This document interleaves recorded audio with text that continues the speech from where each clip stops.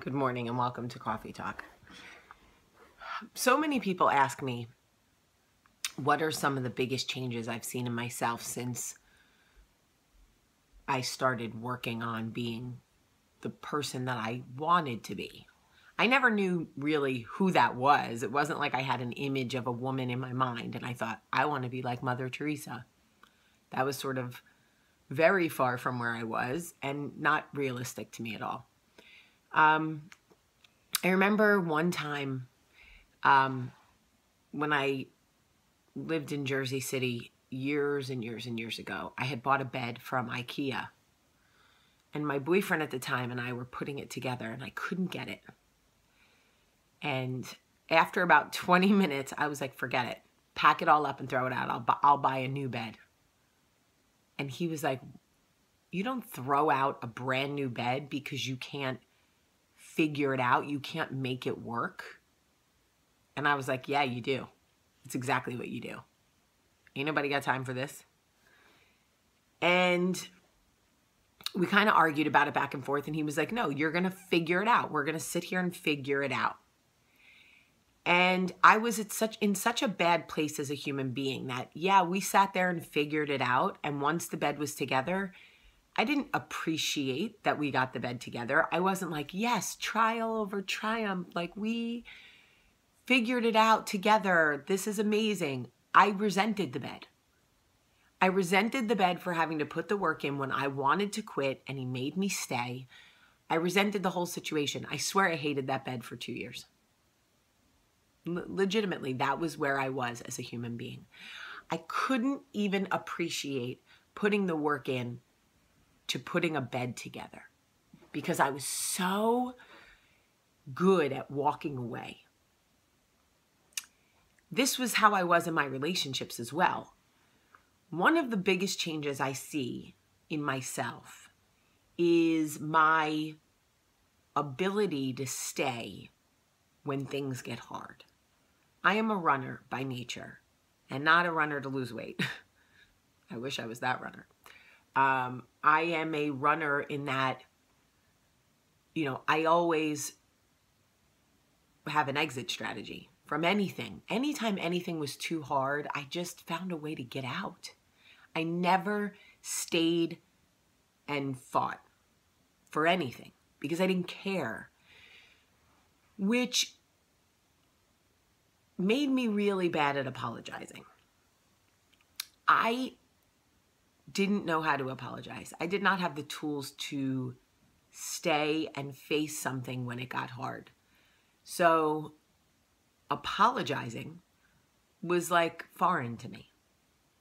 If I hurt you and I knew you were hurt, even if I felt bad, it was easier for me to ghost you out of my life than stand in front of you, acknowledge my wrongdoing, and apologize. Not because I had shame in my wrongdoing, but because I was fearful of your rejection. Deep down inside, subconsciously, I was afraid that I would apologize and it wouldn't be good enough. That fear of somebody rejecting my apology stopped me not only from apologizing, but let so many good people walk out of my life because I just couldn't stay and put the bed together. That's who I was.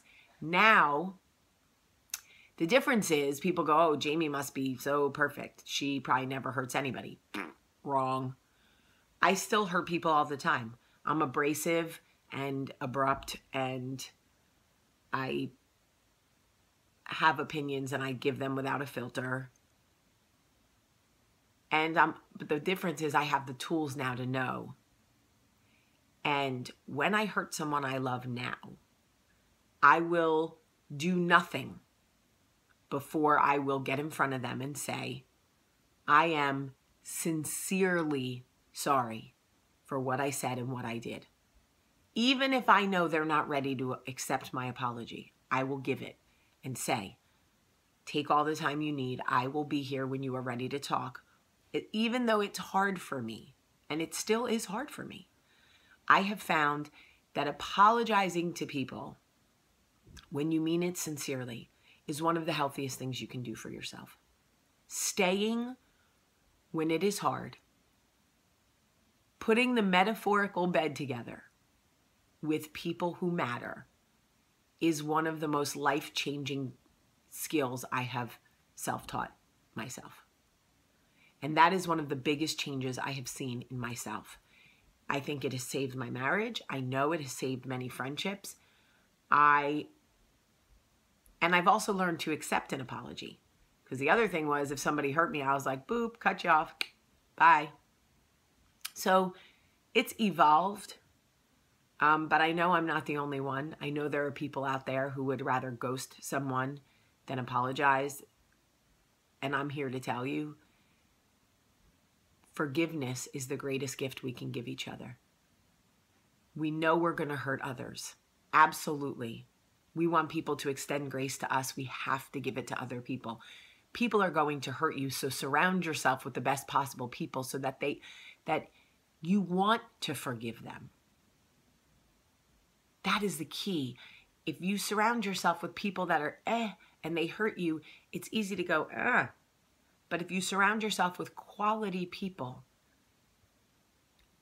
trust me when I say they will hurt you at some point, because we're human and we get our feelings hurt. So surround yourself with the kind of people whose apology you would want to accept, and make it easy for them. Don't browbeat people. Don't make it hard. If you want to forgive, there's no time like right now.